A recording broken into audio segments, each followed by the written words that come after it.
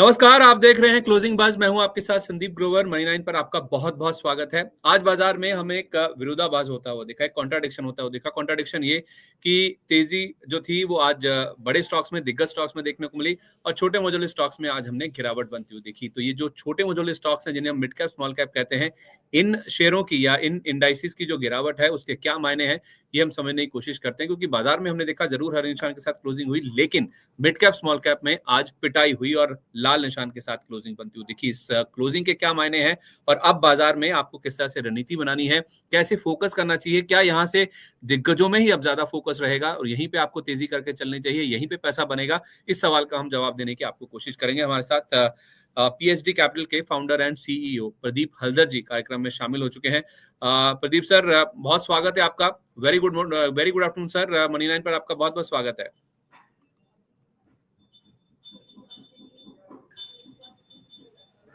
Thank you so much for having me on your show, sir, and good afternoon to you. चलिए, तो सबसे पहले आपको बताते हैं कि आज बाजार में हुआ क्या है, कैसी हलचल हुई है। क्योंकि आज जब सुबह हम ओपनिंग बस कर रहे थे तो मार्केट में तेजी के साथ खुलने के संकेत थे और बाजार की ओपनिंग अच्छी हुई भी थी और विदेशी संकेत अच्छे थे, मजबूत थे, जिस वजह से आज हमने मजबूत शुरुआत करी भी है, जिस वजह से तेजड़ियों की बाजार में वापसी हुई भी है। 23,100 के आसपास हम खुले थे और उसके बाद 23,169 तक हमने निफ्टी जो निशान है वो भी बनते हुए देखा है। और जो क्लोजिंग हुई है निफ्टी में, अगर आप देखेंगे आज के सेशन में, वो ऑलमोस्ट डे हाई के आसपास बनती हुई दिखी है। क्योंकि 23,170 के आसपास का आज का डे हाई है और 23,155 पर जो प्रोविजनल क्लोजिंग है वो मेरे सामने मुझे नजर आ रही है। तो 130 पॉइंट की बड़ी तेजी के साथ आज निफ्टी में जो क्लोजिंग है वो दमदार देखने को मिली है और उसमें एचडीएफसी बैंक एक बड़ी भूमिका उसने निभाई है। दोपहर बाद इसके नंबर्स आए और नतीजों के बाद जिस तरह से स्टॉक में रिकवरी देखने को मिली और अच्छे खासे गेन्स बनते हुए देखे, उससे बैंक निफ्टी में तो जोश बना ही बना, उसके साथ साथ निफ्टी और सेंसेक्स में भी अच्छे खासे गेन्स के साथ क्लोजिंग होने में मदद देखने को मिली। एक समय ऐसा था केवल आईटी, एफएमसीजी और फार्मा निफ्टी के टॉप गेनर्स में शामिल थे, लेकिन एचडीएफसी बैंक के नंबर्स आने के बाद आप देखिए विप्रो, इन्फोसिस, टीसीएस, टेक महिंद्रा के बाद पांचवा नाम जो आपको नजर आएगा वो है एचडीएफसी बैंक का। 1.5% की मजबूती के साथ निफ्टी के गेनर्स के रूप में आज स्टॉक में क्लोजिंग बनती हुई दिखी है। ट्रेंड एक ऐसा स्टॉक है जो कि लगातार गिर रहा है और निफ्टी के लूजर्स में शामिल है और इसकी गिरावट थमने का नाम नहीं ले रही है। बीईएल उसमें और एक नाम था जो कि टॉप लूजर था आज का। Tata Motors, power grid, axis bank में भी आज हमने कमजोरी के साथ क्लोजिंग बनती हुई दिखी। लेकिन निफ्टी बैंक, जैसे मैंने कहा, एचडीएफसी बैंक की बदौलत आज यहाँ पे भी डे लो से 600 अंकों से ज्यादा की रिकवरी के साथ जो क्लोजिंग है वो बनती हुई दिखी। लेवल्स आपको बता देता हूँ बैंक निफ्टी के। आज हम 48,700 के आसपास खुले थे, उसके बाद नीचे हम 48,074 तक, यानी कि टू बी प्रिसाइज देखें तो 48,100 के आसपास तक गिर गए थे, यानी कि 600 पॉइंट का हमने डिप मारा और वहां से फिर से 48,700 के ऊपर, यानी कि 600 अंकों से ज्यादा की रिकवरी लेकर बैंक निफ्टी में भी क्लोजिंग बनी। बैंक निफ्टी में तो एचडीएफसी बैंक का पूरा कंट्रीब्यूशन था, क्योंकि सबसे ज्यादा योगदान, सबसे ज्यादा वेटेज भी आप देखेंगे तो एचडीएफसी बैंक का ही है। तो ये एक इकलौता स्टॉक है जो कि बैंक निफ्टी को ऊपर की ओर खींच के लाया। लेकिन आईटी इंडेक्स आप देखिए 2% से ज्यादा की मजबूती आज बनती हुई दिखी और आईटी के साथ साथ फार्मा, निजी बैंक और एमएनसी इंडेक्स को आप छोड़ दीजिए, बाकी तमाम इंडेक्स आज लाल निशान में बंद हुए। क्यों? क्योंकि मिड कैप, स्मॉल कैप में बहुत प्रेशर था और रियलिटी इंडेक्स एक ऐसा स्टॉक है जो कि एक ऐसा इंडेक्स है जो कि 2-3 दिन से लगातार कमजोर हो रहा है और गिरावट भी कोई छोटी मोटी नहीं देखने को मिल रही। एक दिन से 6% गिरा, आज फिर से 4% के आसपास की कमजोरी देखने को मिली। तो आप समझ सकते हैं किस तरह का प्रेशर रियल एस्टेट स्टॉक्स में देखने को मिल रहा है। रियलिटी के अलावा media, PSU energy, PSU bank, metal, तेल गैस इंडेक्स, इनमें भी आज हमने गिरावट बनती हुई दिखी। और जैसे मैंने मेंशन किया, पेन पॉइंट बाजार का जो है, सबसे बड़ी कमजोर कड़ी जो बाजार की है वो है मिड कैप, स्मॉल कैप, जो कि 1.5% की गिरावट लेकर आज के सेशन में बंद होते हुए दिखे। और इसका अंदाजा आप लगाइए एडवांस डिक्लाइन से। निफ्टी में माफ कीजिए, एनएसई पर जो एक्टिवली ट्रेडेड स्टॉक्स हैं उसमें 780 शेयर ऐसे हैं जो कि चढ़कर बंद हुए और 2000 से ज्यादा शेयर ऐसे हैं जिनमें गिरावट आज के सेशन में बनती हुई दिखी। ऑलमोस्ट 1:3, एक चढ़ा तो 3 गिरे उसके सामने, ऐसा हमने आज एडवांस डिक्लाइन बनता हुआ देखा। नतीजों का पुरतोड़ एक्शन हम मार्केट्स में देख रहे हैं। Polycab, ICICI pru, India mart, India cements, इन सब में आज हमने नतीजों का इंपैक्ट बनता हुआ देखा और नतीजों के बाद चाहे नंबर अच्छे आए चाहे बुरे आए, इनमें आज हमने पिटाई देखने को मिली। यानी कि एक तरफा ट्रेंड बाजार में देखने को मिला है। कैसे भी नतीजे आ जाए, बाजार पिटाई कर रहा है। केवल एक अपवाद था, वो है एचडीएफसी बैंक, जिसने आज निफ्टी, सेंसेक्स और निफ्टी बैंक तीनों को ही लोअर लेवल से खींच दिया और हरे निशान के साथ क्लोजिंग बनती हुई दिखी। तो ये तो बात हुई आज के पूरे रैप की बाजार में किस तरह का एक्शन देखने को मिला। प्रदीप सर, आपने कैसे रीड किया है आज बाजार में ये जो इतना बड़ा अपवाद दिखा, दिग्गज दौड़ रहे हैं और जो छोटे मझोले स्टॉक्स हैं वो पिट रहे हैं, वो पीछे पिछड़ रहे हैं, क्या हो रहा है बाजार में ये? सर, मैं अगर निफ्टी का बात बोलूं, बैंक निफ्टी का बात बोलूं एंड पूरे ओवरऑल अगर मार्केट की सेंटीमेंट का बात बोलूं, क्योंकि लास्ट 2-3 हफ्ते से हमने डिस्कस किया था मार्केट और नीचे जा सकता है, और नीचे जा सकता है। मैं कब से आपको बोल रहा हूं। और ऐसा भी मैंने आपको बोला है कि लास्ट टाइम हो सकता है कि मार्केट 6-8 महीने तक नेगेटिव हो जाए, लेकिन हम sir negative point two point बात करेंगे, लेवल टू लेवल बात करेंगे। तो मेरे को लगता है कि सर लास्ट 2-3 दिन से जो मार्केट हम देख रहे हैं कि 23,000 का जो इंपॉर्टेंट लेवल है निफ्टी में, ये सस्टेन नहीं हो पा रहा था, बहुत मुश्किल से सस्टेन हुआ है, और आज भी सेकंड हाफ में थोड़ा बहुत बाइंग आया है।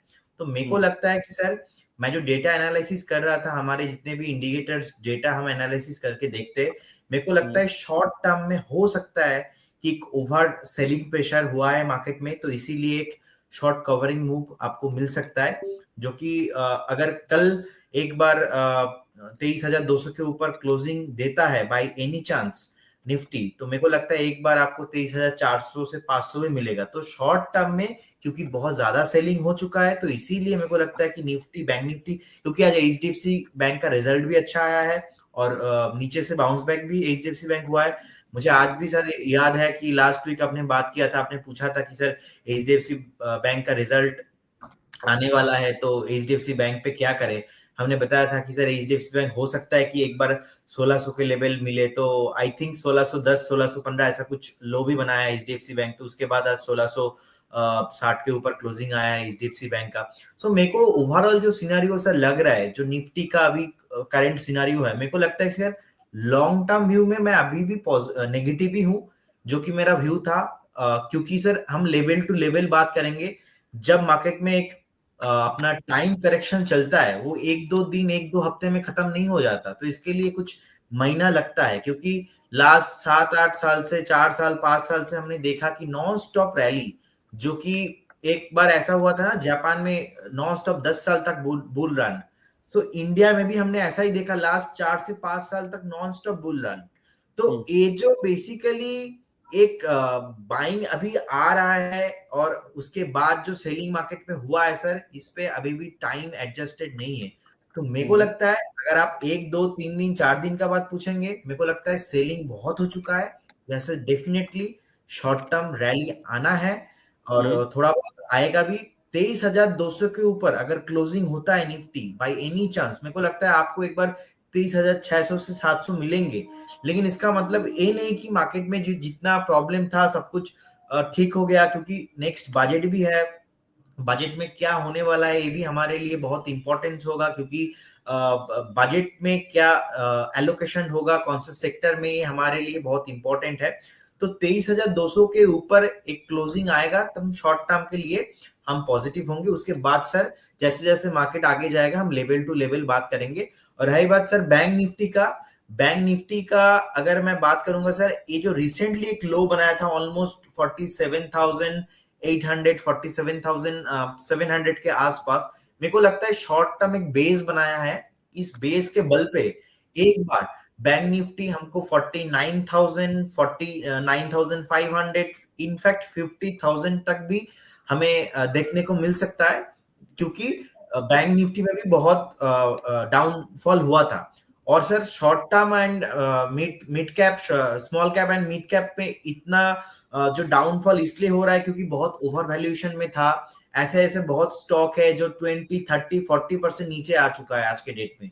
So now overall looking, I am so good feeling, market में ऐसा कोई कुछ हुआ नहीं है सर, जो एक चल रहा है ओवरऑल 4 से 5 महीने। हो सकता है कि मार्केट डाउनफॉल में रहे, लेकिन ये sir part of the market है, आपको नेचर समझना पड़ेगा, क्योंकि मार्केट्स ऑल टाइम आपको रिटर्न नहीं प्रोवाइड करेंगे। आपको स्पेसिफिक आपके स्टॉक सेक्टर एंड मार्केट के लेवल से हिसाब से आपको सोचना है, काम करना है, और जो भी आपके पास पोर्टफोलियो में स्टॉक है उसके प्रॉपर स्टॉप लॉस रख के आपको चलना है। 47,800 आपने कहा सर बैंक निफ्टी का हाल का एक बेस बना है, छोटी अवधि में टारगेट क्या दिए, जैसे आपने 23,400 23,500 निफ्टी के लिए बोला, एक बार बैंक निफ्टी का दोबारा लेवल बताएंगे कहाँ तक अपसाइड आ सकती है छोटी अवधि में? मुझे लगता है अगर एक बार 47,000 जो 800 700 लेवल है, अगर इसका ब्रेक डाउन अगर नहीं होता, मेरे को लगता है एक बार 50,000 तक इमीडिएटली बेसिस पे चल सकता है, क्योंकि एचडीएफसी बैंक और कोटक बैंक के जो चार्ट मेरे को लिख रहा है, तो थोड़ा नीचे के साइड से मेरे को लग रहा है कि एक बार बाउंस बैक आ सकता है। और अगर एचडीएफसी बैंक पे बाउंस बैक आता है तो डेफिनेटली बैंक निफ्टी में सबसे बड़ा वेटेज रखता है, तो बैंक निफ्टी एक बार 50,000 तक आपको मिल सकता है। ओके, ठीक है, तो ये है राय फिलहाल बाजार पर। लॉन्ग टर्म के लिए नजरिया अभी भी बरकरार है, नेगेटिव है। प्राइस वाइज करेक्शन जरूर हुआ है थोड़ा बहुत, लेकिन टाइम वाइज करेक्शन अभी भी बाजार में होना बाकी है। लेकिन हाँ, छोटी अवधि में जिस तरह की बिकवाली हुई है हाल फिलहाल, उसके बाद एक शॉर्ट कवरिंग ड्यू है। 23,200 पार हुआ तो फिर 23,400 23,500 तक के लेवल्स भी आ सकते हैं, और इसी तरह से 47,800 के आसपास जो बैंक निफ्टी में बेस बना था नीचे में, अगर वो होल्ड हो जाता है तो ऊपर में 50,000 तक की जो अपसाइड है वो भी देखने को मिल सकती है। आज हमारी क्लोजिंग जो हुई बैंक निफ्टी की अगर आप बात करें तो वो थी 48,724 पर। तो अगर 50,000 तक जाना है तो कम से कम नहीं तो 1200-1300 पॉइंट के आसपास की और रैली यहाँ से बैंक निफ्टी में देखने को मिल सकती है। एक शॉर्ट टर्म बाउंस आ सकता है, शॉर्ट कवरिंग आ सकती है, जिस तरह से हम ऑलमोस्ट ओवरसोल्ड हैं, क्योंकि कल तो हम 6 महीने के निचले स्तर पर बंद हुए थे निफ्टी की जहां तक बात है। तो एक नीचे से बाउंस आ रहा है, और वो बाउंस जो है छोटी अवधि में बाजार को 23,400 23,500 तक लेके जा सकता है। छोटे मझोले शेयरों में वैल्यूएशन का प्रेशर है, वैल्यूएशन कमजोर है, हाई है, उसी का इंपैक्ट हम देख रहे हैं कि स्टॉक्स पर देखने को मिल रहा है। आज का स्टार परफॉर्मर या आज का इकलौता दिग्गज कह लीजिए या योद्धा कह लीजिए जिसने बाजार को खींचा नीचे से, वो है एचडीएफसी बैंक। पहले उसके नंबर्स ही डिस्कस कर लेते हैं सर, फिर बाकी स्टॉक्स की बात करेंगे, और कुछ दर्शकों के सवालों के जवाब भी आपको देने होंगे सर, उनके ऊपर मैं आऊंगा। लेकिन पहले नंबर्स देखिए आप एचडीएफसी बैंक के, इनका मुनाफा आप देखेंगे तो 2% बढ़कर आता हुआ दिखा है, 16,736 करोड़ रुपए का नंबर 16,372 करोड़ से बढ़कर, और एक्सपेक्टेशन थी 16,500 करोड़ रुपए के आसपास की, तो नंबर अच्छा आता हुआ दिखा है। 1% बढ़ने का अनुमान था, मुनाफा 2% बढ़कर आया। इनकी अगर आप एनआईआई यानी कि शुद्ध ब्याज आय देखें तो 8% बढ़ी है। 30,653 करोड़ रुपए का नंबर आपको दिख रहा है, 30,670 करोड़ रुपए के आसपास का एक्सपेक्टेशन था। तो जिस तरह का एक्सपेक्टेशन था वहीं पे नंबर आता हुआ दिखा है। ग्रॉस एनपीए नेट एनपीए बढ़कर आए हैं, अच्छा नहीं है ये नंबर। 1.36 वाला 1.42% पर आ गया, और 0.41% वाली नेट एनपीए बढ़कर 0.46% पर आ गए। लेकिन नंबर्स में कुछ ऐसा खास नेगेटिव नहीं देखने को मिला है। स्लिपेजेस भी बढ़ी 1,000 करोड़ से क्वार्टर ऑन क्वार्टर अगर आप देखेंगे। आपको याद होगा कोटक महिंद्रा बैंक के नंबर्स में कुछ भी नेगेटिव नहीं था, अच्छा कुछ भी नहीं था, लेकिन नेगेटिव भी कुछ नहीं था। एक एनआईएम्स का नंबर था जो कि शायद गिरने का अनुमान था, वो बढ़कर आ गया। लेकिन एचडीएफसी बैंक के नंबर्स में भी आप देखिए, मुनाफे का नंबर 1% बढ़कर आया, जैसा बाजार में अनुमान था। और ज्यादातर बाजार के जो पार्टिसिपेंट है, जो स्टॉक का प्राइस है सर, वो ये बता रहा था कि शायद नंबर्स खराब आ सकते हैं। नंबर्स में कुछ खराब नहीं आया वैसा, और मुनाफा इनफैक्ट 1% ऊपर ही आ गया अनुमान से। तो उस लिहाज से देखें तो बाजार में एक बाउंस बैक स्टॉक में देखने को मिला है। नंबर कोई बहुत ताबड़तोड़ या फिर बहुत ज्यादा इतने तोड़फोड़ नहीं है कि लाओ लाओ सब कुछ एचडीएफसी बैंक खरीद लो, लेकिन हाँ, नेगेटिव नहीं है नंबर्स में सर, मेरा तो यही समझ है। आपने कैसे रीड किया नंबर्स को? सर मुझे बहुत ही एक्चुअली अच्छा लगा, क्योंकि जितने भी पॉइंट आपने बताया ऑलमोस्ट एवरी पॉइंट के साथ मैं एग्री करता हूँ। मतलब आप अगर मुझसे पूछेंगे 100 में से कितना नंबर आप देना चाहेंगे, मैं तो सर 90% ही देना चाहूंगा। और HDFC bank sir private player में one of the best and largest bank है इन इंडिया। मेरे को लग रहा है कि सर एक बार चार्ट में अगर हम बात करते हैं कि सपोर्ट कहाँ पे है, सपोर्ट सर एक बार हमने पहले भी देखा, लास्ट टाइम एक बार 1620 का एक सपोर्ट था, उसको नहीं तोड़ा था। एंड सेकेंड टाइम भी उससे पहले अगर हम थोड़ा अगस्त मंथ पे चले जाएंगे, अगस्त मंथ के जो चार्ट के बेस है ऑलमोस्ट 1580 1600 का एक बेस था। तो इस बार भी sir same history repeat itself, and 1610 1615 पे स्ट्रॉन्ग जो बेस बनाया, और नीचे से सर वॉल्यूम भी आ रहा है। और जैसा कि एनपीए थोड़ा बढ़ के आया है, बाकी सर ओवरऑल जो रिजल्ट है ठीक ठाक है। तो मेरे को लगता है एक बार जो मोमेंटम आया है, मोमेंटम कंटिन्यू रहेंगे, और एक बार जो इन्वेस्टर्स है उनको एवरेज करना चाहिए डेफिनेटली, अगर किसी के पास ऑलरेडी एचडीएफसी बैंक है।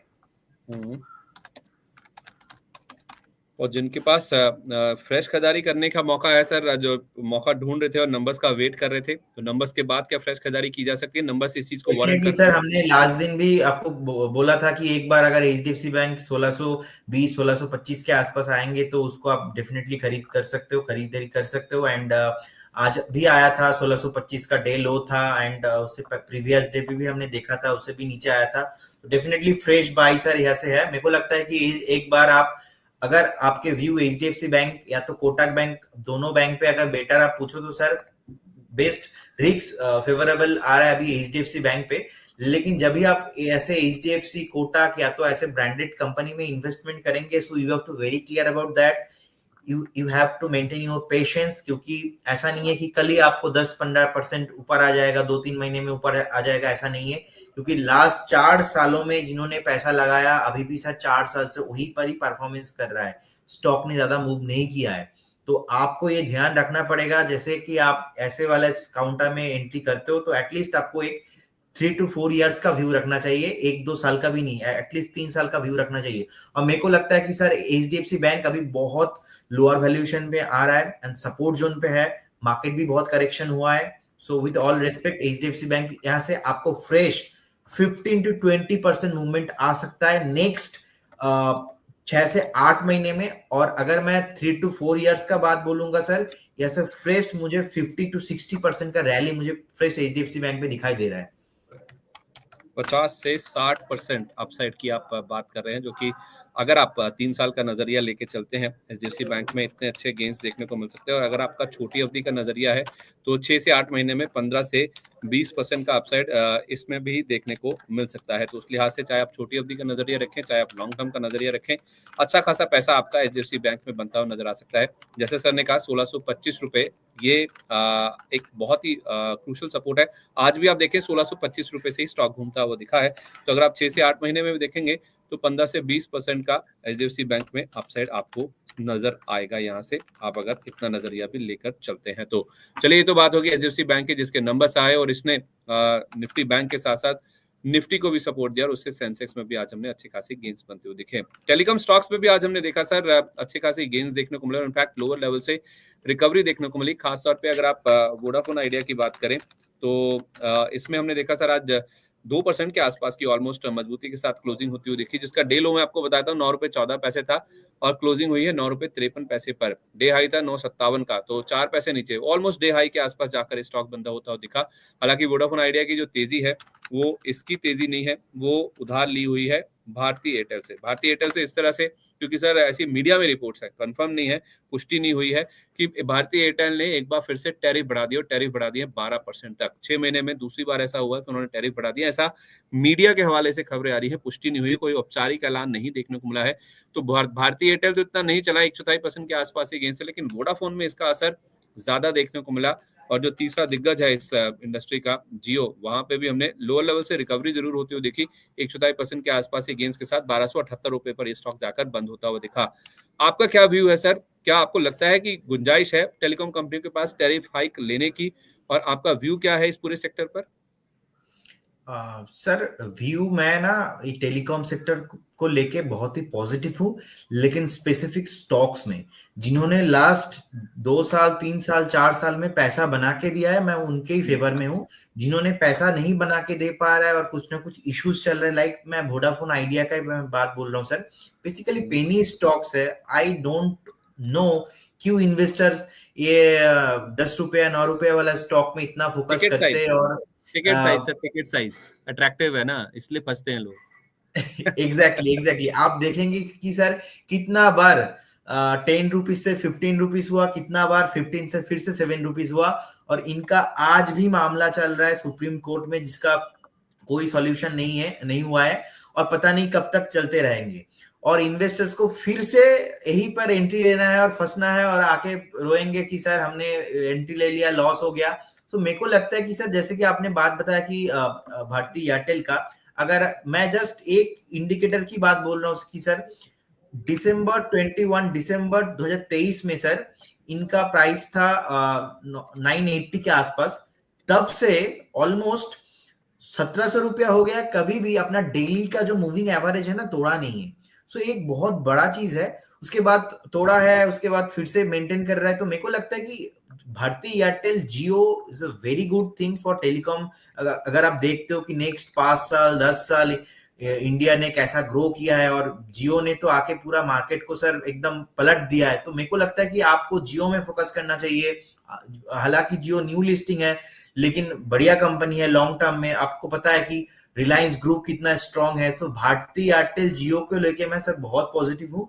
और जो भी हमारे व्यूअर्स इस वीडियो को देख रहे हैं, स्पेशली मैं सर थोड़ा कोट कर रहा हूँ, please avoid Vodafone idea shares, क्योंकि कल को जाके आपका ही लॉस होने वाला है। हो सकता है कि कल कोई न्यूज आएगा फिर से 10% चल जाएगा, लेकिन फिर से नेक्स्ट दिन आपका 20% लॉस हो जाएगा। फिर आप बोलोगे कि मैंने मनी 9 देखा था और किसी ने बताया था, मैंने सुना नहीं था। तो दैट इज वाई आपको ये मेंटेन करना पड़ेगा। ठीक है, तो दिग्गजों के साथ रहें, टेलीकॉम सेक्टर पर पॉजिटिव नजरिए, लेकिन ऐसे स्टॉक जिन्होंने पैसा बनाया वहीं पे पैसा बनेगा भी। वोडाफोन आइडिया से करें दूरी, लेकिन आपको भारती एयरटेल और रिलायंस इंडस्ट्रीज, उसमें जियो वाला पार्ट भी है, वहां पे आपको जरूर यहाँ खरीदारी करके चल सकते हैं। अगर आपका लंबी अवधि का नजरिया है तो टेलीकॉम सेक्टर में यहाँ जरूर पैसा बनता हुआ नजर आ सकता है। एक स्टॉक है सर लुडलो जूट का, इसमें आप चाहें तो शेवियट जैसे नाम भी शामिल कर सकते हैं। आज एक कैबिनेट की बैठक हुई थी जिसमें जूट का जो रॉ जूट का जो एमएसपी है उसको 6% बढ़ा दिया गया है, 5,650 रुपए प्रति क्विंटल किया गया है। और पिछले साल के मुकाबले आप देखें तो एमएसपी में 315 रुपए की बढ़ोतरी जो है वो दरअसल कैबिनेट की बैठक में की गई है। तो बाजार कमजोर था, मिड कैप स्मॉल कैप गिर रहे थे, लेकिन उसके बावजूद आप देखिए जो फैसला आया, जो एमएसपी बढ़ाने की बातचीत की गई है, उसकी वजह से लुडलो जूट के शेयर में आज हमने देखा सर 230 रुपए पर 0.25% की बढ़त के साथ क्लोजिंग हुई। 216.90 आज का लो था और क्लोजिंग आप देखिए जाके 230 रुपए पर हुई है। हालांकि एक बहुत कम बात होती है इन शेयरों की, ग्लॉस्टर भी है इसमें, शेवियट है। कोई व्यू सर इन स्टॉक्स पर आपका? पर्टिकुलर सर स्टॉक बहुत इनलिक्विड है और मुझे लग रहा है कि एक बार जो चार्ट में देख पा रहा हूँ बहुत ही वॉलेटाइल स्टॉक है। सो मेरे को लगता है कि एक बार इन्वेस्टर्स को थोड़ा ध्यान रखना चाहिए। मैं सर 1 मिनट पे जस्ट फंडामेंटली भी देख रहा हूँ, मैं फंडामेंटल इसका कैसा है। फंडामेंटल भी मेरे को ज्यादा बढ़िया नहीं लग रहा है एंड मेरे को लग रहा है कि चार्ट में बहुत लिक्विडिटी का भी प्रॉब्लम है। सो बीएससी पे मैं देख रहा हूँ एंड मैं ज्यादा ट्रैक करता नहीं हूँ सर पर्टिकुलर काउंटर को, और शॉर्ट टर्म पे जितना मोमेंटम आना चाहिए था उतना आ गया, तो उसके बाद अभी सपोर्ट जोन में आ गया है। मेरे को लगता है एक बार जो अभी 230 का क्लोजिंग आया है, आपको स्टॉप लॉस अगर आपके पास एग्जिस्टिंग कोई पोजीशन है तो होल्ड करना चाहिए विथ ए 207 स्टॉप लॉस। 207 का स्टॉप लॉस आपके पास होना चाहिए। फ्रेश एंट्री का मैं कुछ रिकमेंडेशन नहीं करूंगा यहाँ पे, अगर आपके पास है तो 207 का स्टॉप लॉस आपके पास होना चाहिए। ओके ठीक है, अगर आपके पास लूडो जूट के शेयर हैं तो 207 के स्टॉप लॉस के साथ आप बने रहें। फ्रेश खरीदारी नहीं करनी है, ये राय फिलहाल निकल के सामने आ रही है, लेकिन आप बने रह सकते हैं, ये आपके लिए राय जरूर है। सर इसके अलावा वारी एनर्जीज देखिए, लिस्टिंग के बाद से एक दिन की सबसे बड़ी गिरावट आज स्टॉक में देखने को मिली। 12% तक की इंटरडे में लुढ़क गया था, 9.5% गिरकर ही क्लोजिंग हुई है 2424 रुपए पर। 3743 रुपए इसका लिस्टिंग के बाद का हाई है। बहुत ज्यादा लिस्टिंग का या फिर ट्रेडिंग का इतिहास नहीं है, हाल ही में लिस्टेड कंपनी है, लेकिन आज एक एंकर लॉक इन खुलता हुआ दिखा था सर इनके 3 महीने का, जिसका इम्पैक्ट हमने स्टॉक में बनता हुआ दिखा। 23 अक्टूबर वो डेट थी जब इनके जो एंकर निवेशक हैं उनको शेयर्स अलॉट हुए थे, और आज जो 3 महीने का लॉक इन खुला उससे 1% हिस्सेदारी यानी कि 40 लाख शेयर ट्रेडिंग के लिए आए हैं। ट्रेडिंग के लिए आए हैं, बिकवाली के लिए नहीं, पूरे बिक जाएंगे ऐसा नहीं है, लेकिन हाँ शेयर ट्रेड होने शुरू हो गए हैं, तो उसका इम्पैक्ट आज हमने 12% तक की बड़ी गिरावट और 9.5% की कमजोर क्लोजिंग के रूप में देखा। 2424 रुपए आ गया सर 3743 वाला। डेटा पॉइंट्स क्या इंडिकेट कर रहे हैं सर, ये जो 3 महीने का इतिहास आपके पास है इसका? ओके सर, मुझे जो लग रहा है चार्ट में आज का जो डाउनफॉल हुआ है ये डेफिनेटली बहुत ही एक ब्रेकडाउन के साथ लग रहा है। एंड मेरे को चार्ट पे ना सर फ्लैग पैटर्न दिख रहा है डेली में। सो मेरे को लगता है और भी नीचे आ सकता है पर्टिकुलर दिस काउंटर। और अगर मैं सर 52 वीक हाई का भी बात बोलूंगा, 52 वीक हाई देखेंगे, देख पाएंगे कि ऑल टाइम हाई से ऑल 3743 था और वहां से अभी ट्रेडिंग हो रहा है 2400 के आसपास, 2425 के आसपास। मेरे को लगता है कि सर और भी ज्यादा पोटेंशियल एक डाउनफॉल हो सकता है और नियर एकदम 52 वीक लो के आसपास आ गया है। मेरे को लगता है कि जिनके पास भी होल्डिंग है, अगर आप होल्ड करना चाहते हो पर्टिकुलर दिस काउंटर, आपको एक बार 2300 का स्टॉप लॉस मेंटेन करना है, जो 1 ईयर का लो है। सो अगर कभी भी 1 ईयर का जो लो है ब्रेक डाउन होता है, सो आपको निकल जाना चाहिए। और जबरदस्त सर आईपीओ में मुनाफा हुआ था, उसके बाद से रैली बहुत हुआ तो कभी प्रॉफिट बुकिंग हुआ नहीं। सो इन्वेस्टर को टाइम टू टाइम अपना जो है स्टॉप लॉस मेंटेन करके प्रॉफिट बुकिंग भी करना चाहिए। तो मेरे को लगता है एक बार सर इन्वेस्टर को होल्ड करना चाहिए with stop loss of 2300। Okay, ठीक है सर, 2300 के आसपास का स्टॉप लॉस लगा लीजिए, जो कि इसका अभी तक का लो है, और उसके साथ आप चाहें तो स्टॉक को होल्ड करके चल सकते हैं। इंडिया सीमेंट सर, इनका 390 रुपए पर ओपन ऑफर आया था, वो ओपन ऑफर कल खत्म हो गया, और अब इनके जो नंबर्स आए हैं कल बाजार बंद होने के बाद, उसमें इन्होंने घाटा पोस्ट किया है 428.8 करोड़ रुपए का 16.5 करोड़ के मुकाबले। तो घाटा बढ़कर आता हुआ दिखा है, और एक एक्सेप्शनल लॉस हुआ है 190 करोड़ रुपए का, उसको भी अगर आप अकाउंट कर लें तो भी इनके घाटे में अच्छी खासी बढ़ोतरी देखने को मिली, और रेवेन्यू भी 17% गिरा है। तो नंबर्स कमजोर आए हैं, और उसका इम्पैक्ट आप देखिए स्टॉक में भारी मात्रा में गिरावट देखने को मिली, और इनफैक्ट आज दूसरा दिन है जब स्टॉक में इतनी बड़ी गिरावट देखने को मिली। कल ओपन ऑफर खत्म हुआ था 390 वाला, तो तब भी ये शेयर 8% लुढ़का था, कल गिरा, बंद हुआ था 350 के नीचे, और आज ये 320 के भी नीचे लुढ़क गया। तो क्या करना है सर, 390 पे जिसने टेंडर नहीं किए, या फिर जिसने 390 का भाव भी देखा है ओपन ऑफर वाला, 320 पे लुक्रेटिव लगता है या और गिर सकता है? सर मुझे लगता है कि इंडिया सीमेंट अभी मेक और ब्रेक लेवल पे है राइट नाउ। 200 डीएमए का जो सपोर्ट है ऑलमोस्ट 316 के आसपास, मेरे को लगता है एक बार 310 आपका फाइनल स्टॉप लॉस होना चाहिए, क्योंकि जो रिसेंट चार्ट पैटर्न बना था, जो एक कंसोलिडेशन था ऑलमोस्ट अगस्त से दिसंबर तक, तो उसका भी ब्रेकफॉल हुआ है। ऑलमोस्ट 340 के नीचे एक स्टॉप लॉस भी हिट हुआ है, जिन्होंने बहुत होल्ड करके रखा था पहले। ऑलमोस्ट हमने देखा था कि पहले, इससे पहले जून से ऑलमोस्ट अगस्त तक एक बढ़िया रैली हुआ, और तब 200 से ऑलमोस्ट 360 370 भी हो गया था। लेकिन जो 340 का ब्रेकफॉल है और इतने तेजी से नीचे आया, मेरे को लगता है कि बहुत एक बड़ा झटका लगा इन्वेस्टर्स को। तो अभी फिलहाल जो स्टॉप लॉस निकल के आ रहा है वो है सर 316 का, लेकिन मेरा रिकमेंडेशन यही रहेगा 310 आप फाइनल स्टॉप लॉस रखिए। 316 पे 200 डीएमए का सपोर्ट है, अगर 316 टूट जाता है आप फाइनल 310 तक वेट कीजिए, क्योंकि थोड़ा वॉलेटाइल है, हो सकता है 2% 1% अप डाउन हो जाए। तो 310 is your final stop loss, उसके साथ आप एग्जिट भी करना है पर्टिकुलर काउंटर से आपको। ओके, ठीक है, ये राय होगी इंडिया सीमेंट्स पे, जिसमें नतीजों का इम्पैक्ट है। 2-3 स्टॉक और है सर, डिस्कस करना बहुत इंपॉर्टेंट है, और उसमें एक नाम है आईसीआईसीआई प्रूडेंशियल का। इसमें नंबर्स बहुत अच्छे आए थे सर, 43% मुनाफा बढ़कर आया, नेट प्रीमियम इनकम भी 23%, 23.5% बढ़कर आई। लेकिन दिक्कत की बात है, ब्रोकर्स, उनको पता नहीं क्या हुआ, नंबर्स पसंद नहीं आए सर। मैक्वेरी ने होल्ड की रेटिंग दी, न्यूट्रल की रेटिंग गोल्डमैन सैक्स ने दी, नुवामा की भी होल्ड की रेटिंग, इनफैक्ट नोमुरा ने तो रिड्यूस की रेटिंग दे दी, और टारगेट ज्यादातर आए हैं 660 रुपए से लेकर 720-25 रुपए के बीच में। तो उस लिहाज से सर ब्रोकर्स नंबर से खुश नहीं नजर आए हैं, बावजूद इसके कि तीसरी तिमाही में नंबर्स अच्छे आ गए, और चौथी तिमाही तो वैसे भी इनके लिए अच्छी रहती है।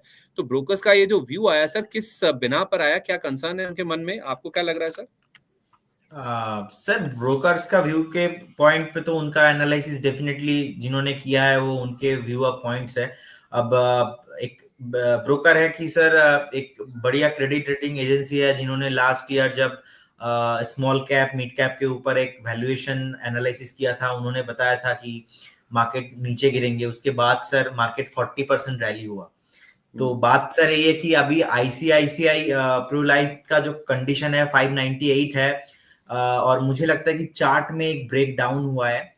10 DMA, 20 DMA, 50 DMA, in fact 200 moving average के नीचे ट्रेडिंग हो रहा है। और सर हम टेक्निकल पे ऐसे मानते, अगर कोई भी काउंटर 200 150 मूविंग एवरेज के नीचे ट्रेडिंग कर रहा है, मतलब कितना नीचे गिरेगा ये बोलना बहुत ही मुश्किल है। तो सर नेक्स्ट जो बेस सपोर्ट जो निकल के आ रहा है ऑलमोस्ट 550, 550 से लेके 540 एक बेस निकल के आ रहा है, क्योंकि लास्ट टाइम पे भी मई के मंथ पे यहाँ पे ही बहुत कंसोलिडेशन हुआ था। सो अगर आपके पास होल्डिंग पे है, कुछ भी है, आप चाहते हो एग्जिट करना, जो भी है, आप एक बार 550 से 540 इसके जो लेवल है, इसके जो बिटवीन द गैप है, इसके अंदर आप स्टॉप लॉस मेंटेन कीजिए।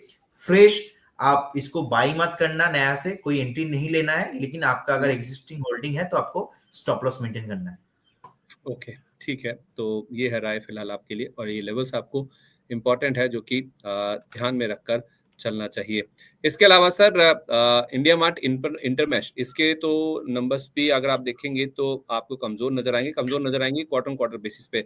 ईयर ऑन ईयर मुनाफा 47% ग्रो किया, लेकिन क्वार्टर क्वार्टर 10% गिर गया। रेवेन्यू 16% ईयर ऑन ईयर दिख रहे हैं, लेकिन 2% ही क्वार्टर क्वार्टर बढ़े।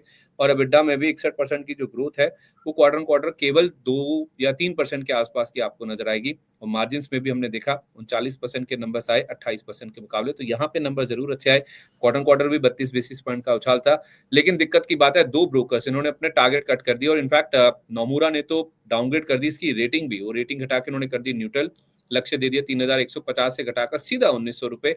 और नोवामा ने भी न्यूट्रल की रेटिंग तो बरकरार रखी, वो पहले ही न्यूट्रल थे, और लक्ष्य घटाकर कर दिया 1970 रुपए का। तो इंडिया मार्ट इंटरमेश सर एक कंजम्पशन का प्ले है, एक वैसे तो प्लेटफॉर्म बिजनेस है इसका, लेकिन अगर लोग खर्च नहीं कर रहे हैं, इनकी कमाई नहीं हो रही है, तो उससे साफ पता चलता है कि खपत में कुछ दिक्कतें यहाँ पे देखने को मिल रही है। इंडिया मार्ट इंटरमेश सर जिस तरह के नंबर्स आए और जो ब्रोकर्स का व्यू बना है, जिस तरह की शेयर में हमने गिरावट देखी है, कब तक रिकवर कर सकता है सर ये? क्योंकि ये भी शेयर 3200 से गिरता आ रहा है, अब 3135 रुपए पर आ गया है।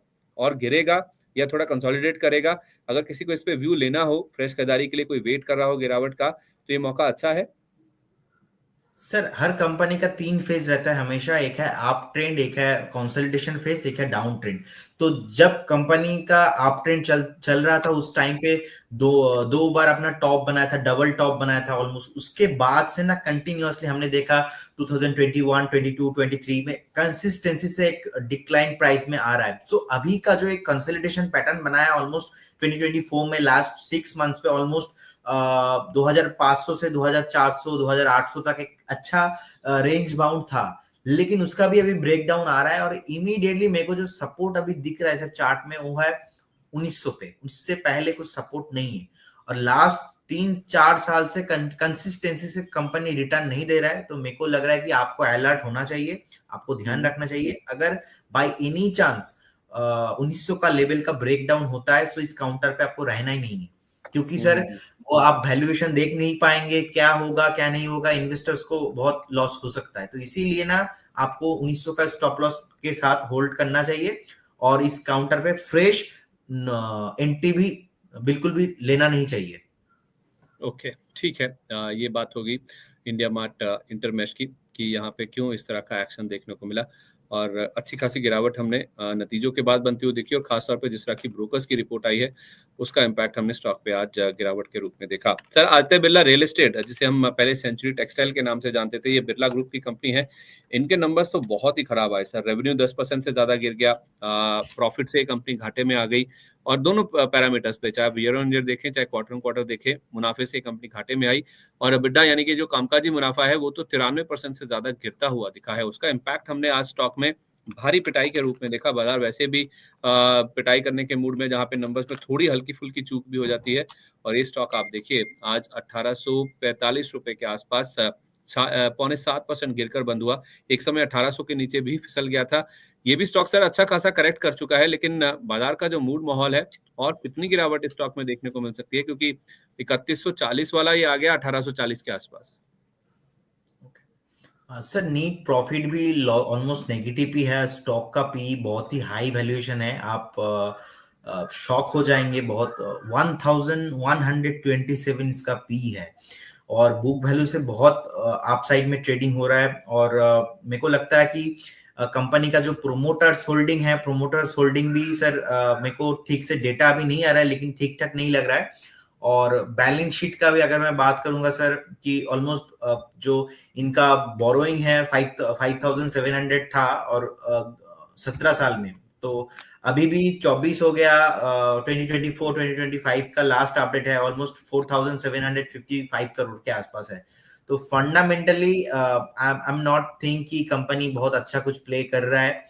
और रही बात सर टेक्निकल का, टेक्निकल पे भी मैं देख पा रहा हूँ कि एक बार जो इनका वीकली हाई है, वीकली हाई से नीचे ट्रेडिंग कर रहा है, एंड जो सपोर्ट है डेली सपोर्ट भी ब्रेक डाउन हो चुका है। सो अभी का जो नेक्स्ट जो सपोर्ट है वो सर ऑलमोस्ट 1620 के आसपास है, उससे पहले नहीं है। तो बेटर रहेगा अगर आपके पास ऐसे कोई भी स्टॉक्स है जो ओवर वैल्यूएशन पे है सर, बुल मार्केट पे ये सब पूरा एक चीज ना, मेरा दिल का बात है सर, आपको थोड़ा कहना चाहता हूं मैं कि ये जो बुल मार्केट चलता है सर, बुल मार्केट में ना सब स्टॉक भागता है, लेकिन जैसे ही मार्केट थोड़ा करेक्शंस आता है तो अल्टीमेटली द रियल फेस वो ना बाहर आ जाता है।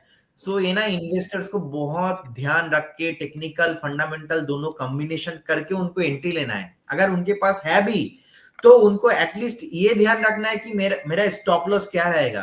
नहीं तो ऐसा वाला सिचुएशन होगा सर, नाम के आगे आदित्य बिरला लिखा रहेगा और आप सोचेंगे कि नहीं स्टॉक नीचे नहीं आएगा, आदित्य बिरला लिखा है, रिलायंस लिखा है, और आप होल्ड करते जाएंगे और ऐसे ही आपका लॉस होता रहेगा।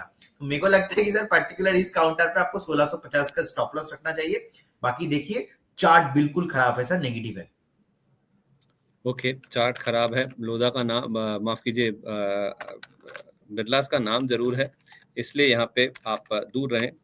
ऐसा नहीं है कि बिरलास का नाम देखे इसमें आप फंस जाएं या फिर एंट्री ले ले। पी वैसे ही बहुत हाई है, इसका वैल्यूएशन अच्छे नहीं है और नंबर्स तो कमजोर आए ही हैं। अब लोधा का नाम क्यों है, क्योंकि मैं सर लोधा की खबर पढ़ भी रहा था। इनफैक्ट आप देखिए मैक्रोटेक डेवलपर्स की अगर अब बात है तो वैसे भी रियल एस्टेट काफी ज्यादा गिर रहा है, 2-3 दिन से तो बहुत ज्यादा पिटाई हो रही है, चले भी बहुत थे रियल एस्टेट स्टॉक्स।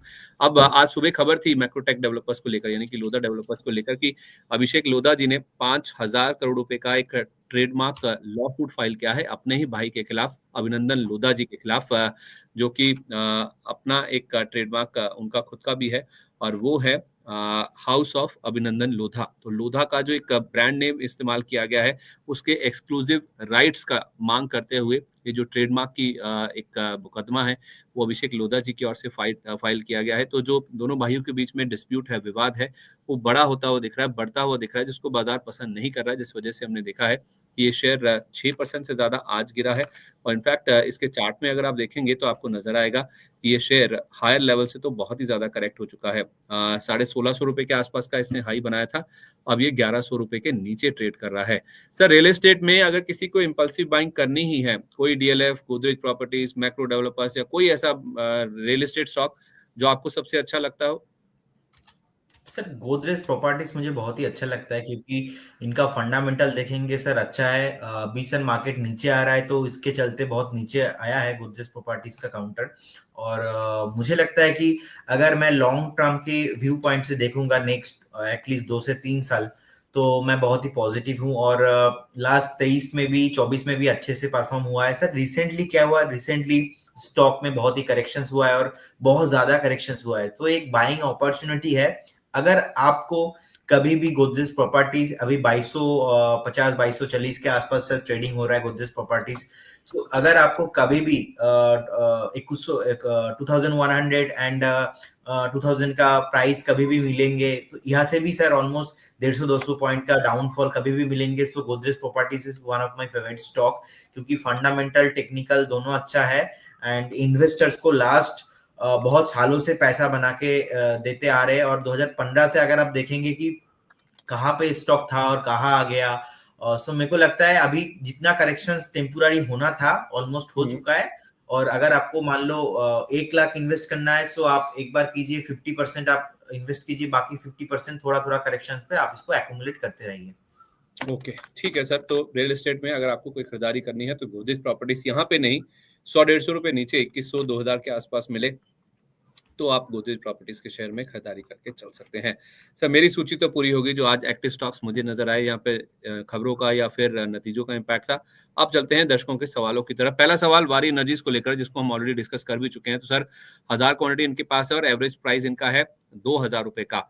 तो आप कह रहे थे कि 2300 रुपए का स्टॉप लॉस लगा लें, इनके लिए भी वही वैलिड है सर, क्योंकि इनका भाव 2000 रुपए का है। डेफिनेटली सर आप कर सकते हो, ज्यादा सा चार्ट नहीं है। और मैं हमेशा फॉलो करता हूँ सर, जैसे ही न्यू कंपनी रहता है आईपीओ हाई स्ट्रैटेजी, तो मेरे को लगता है कि एक बार जो आईपीओ हाई स्ट्रैटेजी उससे नीचे अभी ट्रेडिंग कर रहा है, क्योंकि लोअर जो सपोर्ट है अभी सर 2380 2350 के आसपास है। मेरे को एक बार लगता है कि आप एक बार होल्ड कीजिए, मैक्सिमम 2300 तक, उससे नीचे रहना नहीं है। ओके, ठीक है। 2300 रुपए का स्टॉप लॉस पहले भी डिस्कस हुआ था, यही आपके लिए भी अप्लाई होता है, तो आप इस पर जरूर नजर रखिएगा। प्रभात वर्मा जी, अंबर सिंह जी का सवाल ले लेते हैं। वो कह रहे हैं good evening Sandeep sir, Canara bank @99 and IOC @133 पर कुछ शेयर हैं, मुझे और शेयर ऐड करना है, नीचे आने का वेट करें या अभी ऐड कर सकते हैं? तो बेसिकली सवाल यह है कि यहाँ पे ले लें या अभी और गिर सकते हैं नीचे कैनरा बैंक और आईओसी? मुझे लगता है Canara bank sir 88-90 is good level for buying. So अगर आपको बाइंग करना है सो आप एक बार 88 के प्राइस के लिए वेट कीजिए, जैसे ही आपको मिलेंगे तो आप बाई करना। अदरवाइज इस लेवल से थोड़ा अवॉइड करना है, क्योंकि मेरे को लगता है अभी भी ओवर वैल्यूएशन में है। और आईओसी? ओके, आईओसी में सर मुझे लगता है कि सर अभी 130 के आसपास ट्रेडिंग हो रहा है। मेरे को लगता है एक बार आप करंट लेवल से ही बाइंग कर सकते हो, जितना गिरना चाहिए था शॉर्ट टर्म में टेम्पोररी सो गिर चुका है। सो 130 120 it's good zone for buying, so you can buy definitely. मेरे को लगता है एक बार अगर स्टॉक 145 50 के ऊपर जाएगा तो इनका जो ऑल टाइम हाई है 185 192 तक भी जा सकता है। So definitely 128 and 130 zone is a good valuation for buying.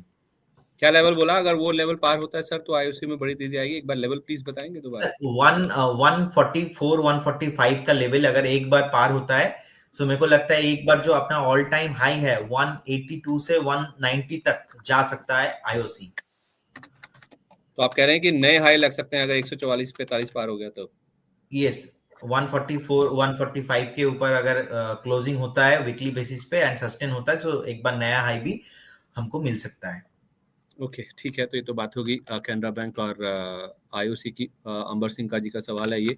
कुछ और सवालों की और चले तो सिंह साहब भी यही कह रहे हैं कि सर वारी एनर्जी बाय कर सकते हैं। तो सर स्टॉक को लेकर बहुत सवाल आ रहे हैं कि जिनके पास है 2000 का उसके लिए तो आपने बता दिया कि 2300 का स्टॉप लॉस लगा के बने रहे, लेकिन जिसके पास नहीं है क्योंकि आईपीओ के बाद इसमें बहुत अच्छा एक ट्रैक्शन बनता हुआ दिखा था, तो जिसने पूरी रैली मिस करी उसके बाद अब ये डाउनफॉल देख रहा है, तो इन लेवल्स पर आप लेने की राय देंगे?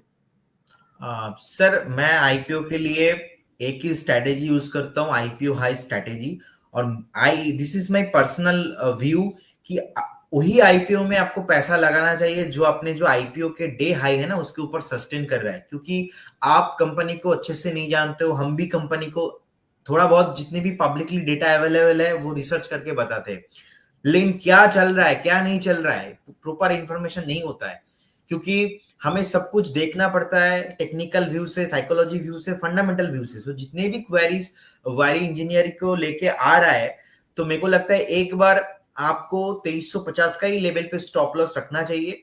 अगर आपको होल्ड लेना भी है आप करंट लेवल पे बाई कर सकते हो, लेकिन चार्ट ज्यादा नहीं है। सो सर एक बात मैं हमेशा कहता हूँ कि धोखा दे जाएगा अपना बेटा लेकिन धोखा नहीं देगा data. So according to data you need to put your stop loss 1350। 2350 पर आप स्टॉप लॉस लगा लीजिए, और है तो आप बने रह सकते हैं।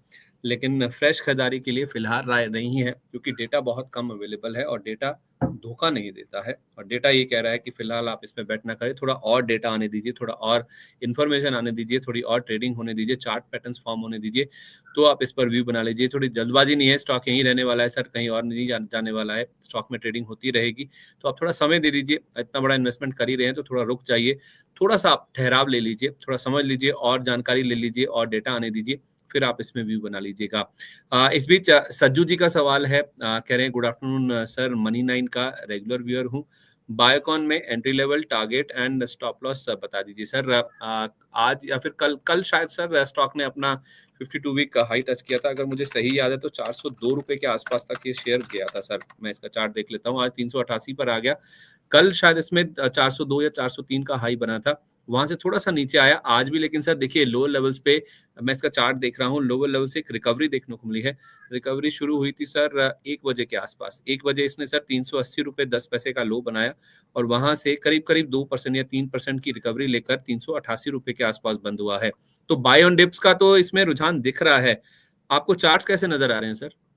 सर 2021 के बाद 22-23 परफॉर्म नहीं हुआ, तो उसके बाद 24 एंड 2025 में करंट ईयर में अभी सर मेरे को लगता है कि अभी एक buy on dip strategies particular counter पे होना चाहिए। अगर मैं लास्ट एक हफ्ते का भी बात बोलूंगा सर, चार्ट में बहुत ही अट्रैक्टिव लग रहा है। एक शॉर्ट टर्म जो अपना रेजिस्टेंस था 380 के ऊपर भी सस्टेन होके सर ऑल टाइम हाई लगा के आया ऑलमोस्ट 404 के आसपास। मेरे को लगता है एक बार सर पर्टिकुलर काउंटर को आपको होल्ड करना चाहिए अगर आप फ्रेश बाई भी करना चाहते हो। So that is a very good level for buying opportunity है आपके पास। आपको एक बार 420 एंड 450 का लेवल मिलेगा।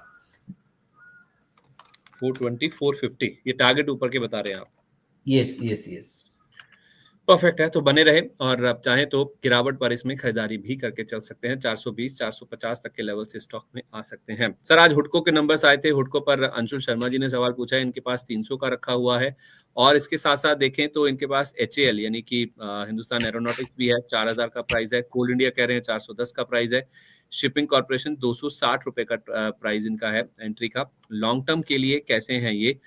तो इन्होंने ले रखे हैं सर और लॉन्ग टर्म का व्यू है, तो जानना ये चाह रहे हैं कि बने रहें या फिर इनमें से निकल जाएँ, इसलिए व्यू पूछ रहे हैं कि जिन लेवल्स पर इन्होंने ले रखे हैं, क्या वो सही है? लंबी अवधि के लिए जो बाय लेवल है, ये सही है इनके लिए? सर बाइंग लेवल क्या है? हुडको का 300 है, एचएएल का 4000 है, कोल इंडिया का 410 और शिपिंग कॉर्पोरेशन लिया है ₹260 पर। ओके, अभी एक एक करके सर आते हैं। सर हुडको का चार्ट जो मेरे को लग रहा है कि एक बार वीकली जो एक सपोर्ट है ऑलमोस्ट 201 से 210 के अंदर है। सो आपको मेंटेन करना है स्टॉप लॉस और मेरे को लगता है यहाँ से बाउंस बैक डेफिनेटली होना चाहिए। चार्ट बढ़िया है, होल्ड कीजिए। और पर्टिकुलर कोल इंडिया जो सर काउंटर है, कोल इंडिया पे हमने देखा कि ऑलमोस्ट 22 23 24 में बहुत रैली हुआ, तो उसके बाद से अभी नीचे फॉल आ रहा है, बहुत डिक्लाइन मिल रहा है। तो मेरे को लग रहा है कि एक बार सर अपना जो 280 एंड 300 के लेवल आ सकता है। ये सर लॉन्ग टर्म के व्यू पॉइंट से मैं बोल रहा हूँ, क्योंकि सपोर्ट जो ना नियर कहीं पे है नहीं और ऑलरेडी स्टॉक ने लास्ट 3 साल से बहुत परफॉर्मेंस कर दिया है, जितने परफॉर्म करना चाहिए था उनको। तो मेरे को लगता है कि एक बार ना उनको एक शॉर्ट टर्म स्टॉप लॉस ढूंढना चाहिए कोल इंडिया के लिए, और जो कि होगा 355। तो 355 में अगर कभी भी ब्रेकफॉल होता है, सो आप एक चीज ध्यान रखिए, नेक्स्ट स्टॉप लॉस जो है 280 290। सो अगर आप इतना जो इतना बड़ा गैप है ले सकते हो तभी आप होल्ड कीजिए, अदरवाइज आपके लिए स्टॉप लॉस होगा 355।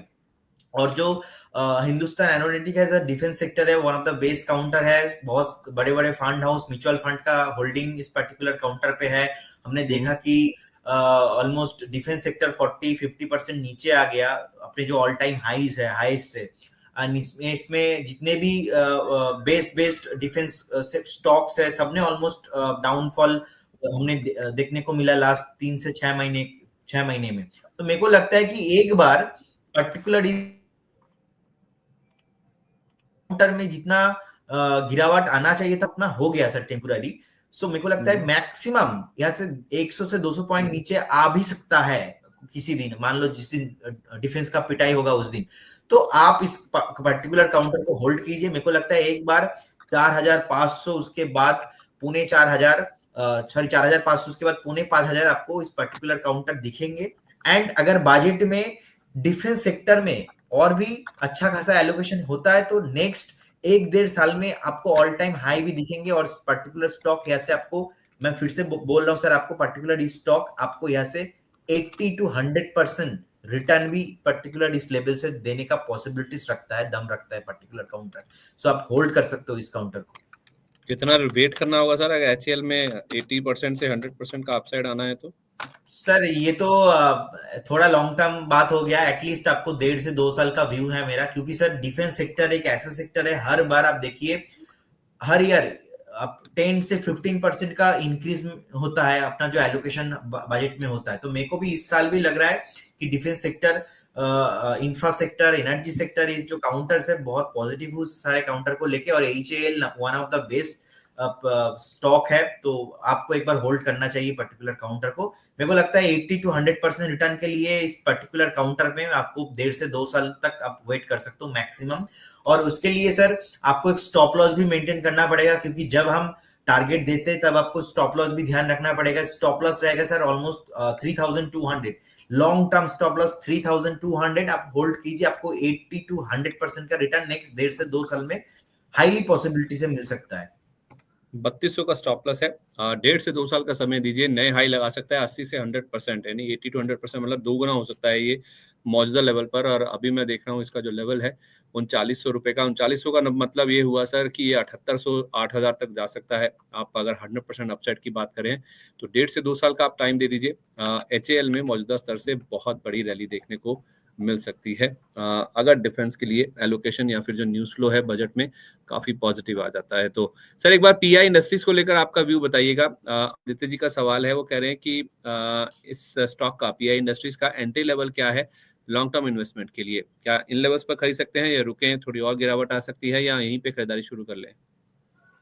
सर ये जो है ना बेसिकली एक पैराबोलिक पैटर्न से चलता है, और पीआई इंडस्ट्री का चार्ट मैं देख पा रहा हूँ, ये मतलब एक तरफा चलता नहीं है, कभी चलता है तो कभी कंसोलिडेशन होता है, ऐसा वाला काउंटर है। लास्ट अगर हम 3-4 साल का डेटा देखेंगे यही सेम आ रहा है, तो this is the right level for entry, and ये एंट्री करने के लिए एकदम परफेक्ट टाइम है। सो आप ना बाय कर सकते हो, पर्टिकुलर इसी जोन पे 3500 के आसपास चल रहा है। मेरे को लगता है एक बार 3420 का स्टॉप लॉस होना चाहिए, ज्यादा दूर नहीं मैं बोलूंगा। सो अगर आपका शॉर्ट टर्म ही हुआ है तो लॉन्ग टर्म में ना आपको नेक्स्ट 3800 एंड 4000 का जो लेवल भी है वो सर आपको 3 से 4 महीने में दिखाई दे सकता है पर्टिकुलर काउंटर। और मैं इसलिए बता रहा हूँ क्योंकि 200 डीएमए का वीकली सपोर्ट है ऑलमोस्ट 3350 पे। सो ऑलमोस्ट 150-200 पॉइंट ही दूर है। Perfect level for buying, entry लेने का एकदम परफेक्ट टाइम है सर। 3420 के स्टॉप लॉस के साथ आप चाहें तो पीआई इंडस्ट्रीज को मौजूदा स्तर पर भी खरीद सकते हैं। 3420 का यहाँ पे स्टॉप लॉस है, तो 80 पॉइंट नीचे का आप एक गिरावट की गुंजाइश लेकर इसमें खरीदारी करके चल सकते हैं। चार्ट पैटर्न्स मजबूत है, यहाँ पे खरीदारी की जा सकती है। आदित्य जी, आपके लिए राय ये है, इन लेवल्स पर भी आप चाहें तो खरीदारी जरूर करके चल सकते हैं। अच्छा सर, हमारे जो अगले दर्शक हैं वो कर्नाटक से हैं। उन्होंने लिखा है कि hi, I am from Karnataka. Govind ji का सवाल है, ये कह रहे हैं कि Chambal fertiliser stock are taken at 530 and Shalimar paints at 128, please suggest me stop loss and target. तो 530 वाला सर इनका जो चंबल फर्टिलाइजर लिया हुआ है वो 497 पे लिया। हालांकि इन्होंने ये नहीं बताया सर कि किस व्यू के साथ लिया है, क्या बजट में जो अपसाइड आती है फर्टिलाइजर स्टॉक्स में बजट से पहले, उसके लिए खरीदा है, किस व्यू से, किस टाइम फ्रेम से खरीदा है। लेकिन इनके प्राइस से सर 30 रुपए नीचे है। ओके सर, मुझे लगता है पर्टिकुलर काउंटर में ना एक बेसिकली पैराबोलिक पैटर्न के साथ मुझे लगता है एक डबल टॉप बनाया है, लेकिन काप एंड हैंडल पैटर्न बनाते बनाते पूरा कंफर्मेशन नहीं आया। सो एक बार ना पर्टिकुलर जो काउंटर इस लेवल पे कंसोलिडेशन करेंगे, क्योंकि लास्ट टाइम भी हमने देखा जैसे ही रेजिस्टेंस के आसपास पर्टिकुलर काउंटर आ जाता है कंसोलिडेशन बहुत करता है। सो इस जो कंसोलिडेशन रहेगा ऑलमोस्ट 450 से 500 के लेवल पे रहेंगे। सो एक बार जैसे ही 520 का लेवल जो है क्रॉस करेंगे उसके बाद आके ब्रेकआउट आएगा आएगा पर्टिकुलर काउंटर पे। सो आप एक बार वेट कीजिए 520 के ब्रेकआउट के लिए। अगर 520 के ऊपर वीकली बेसिस पे क्लोजिंग आता है उसके बाद आपको 560 एंड नया नया हाई भी देखने को मिलेगा। ये है सर चंबल फर्टिलाइजर का स्टॉक का व्यू। और बेसिकली आपने और एक स्टॉक पूछा था जो है शालीमार पेंट्स, राइट? तो शालीमार पेंट में एक जो है अपना जो लेवल है बेसिकली आप हायर हाई ट्रेंड है उसका ब्रेकफॉल हुआ है ऑलमोस्ट 180 के जोन से। सर 180 के जोन्स के नीचे का जो उसके बाद का ट्रेंड पॉइंट है डाउन ट्रेंड में चला गया है और वीकली बेसिस पे नेगेटिव है। शॉर्ट टर्म एक सपोर्ट जो बन के आ रहा है स्टॉक में 108 से लेके 110 के बीच। सो अगर आपको पर्टिकुलर काउंटर पे होल्ड करना है सो आपका स्टॉप लॉस होना चाहिए 108 एंड 110 110, और आपका टारगेट से ज्यादा नहीं है।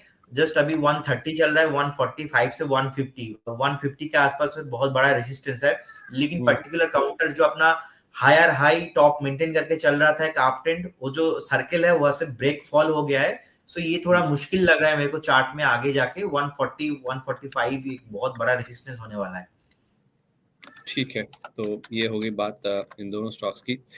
इंडोको रेमेडी सर, आज इसमें 15% की गिरावट बनती हुई दिखी है। टॉप लूजर था अगर आप बी ग्रुप स्टॉक्स की बात करें, और इनफैक्ट आज तो 15% गिरा ही है। अगर हम पिछले एक साल की बात करें तो करीब 21-22% की गिरावट ऑलरेडी स्टॉक में देखने को मिल चुकी है। इंडोको रेमेडीज की बात मैं इसलिए कर रहा हूँ सर क्योंकि हमारे एक दर्शक हैं विक्रम सिंह जी, जो कह रहे थे कि मेरा सवाल जरूर ले लीजिए। कह रहे हैं कि इंडोको रेमेडीज मैंने 411 रुपए पर लिया है, और अभी जैसे मैंने कहा सर आज भी 15% गिरा है, 289 का प्राइस है।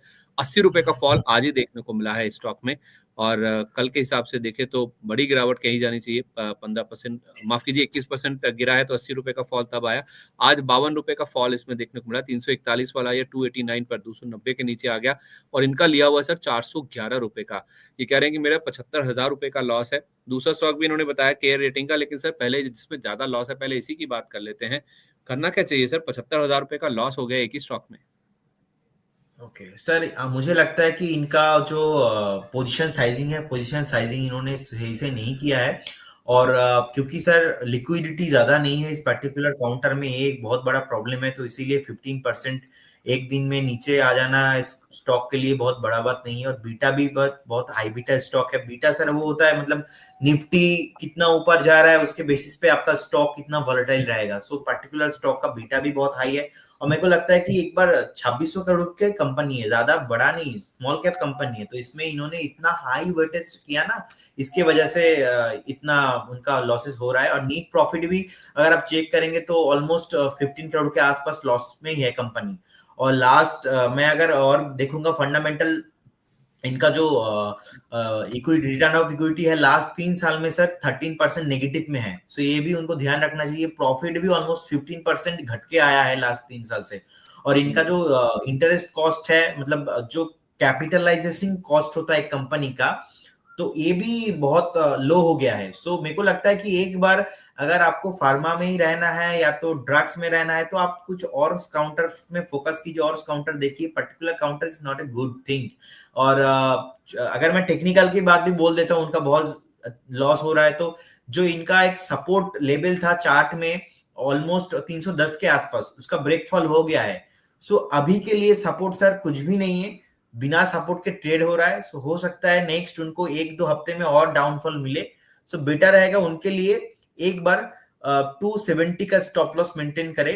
270, क्योंकि लास्ट हमने देखा था 2021 में भी एक बार 270 के आसपास सपोर्ट लिया था। तो 2021 का जो लो है 270 के आसपास, उसको आप मेंटेन कीजिए, आप उसके बाद होल्ड कीजिए। लेकिन company fundamentally is not good.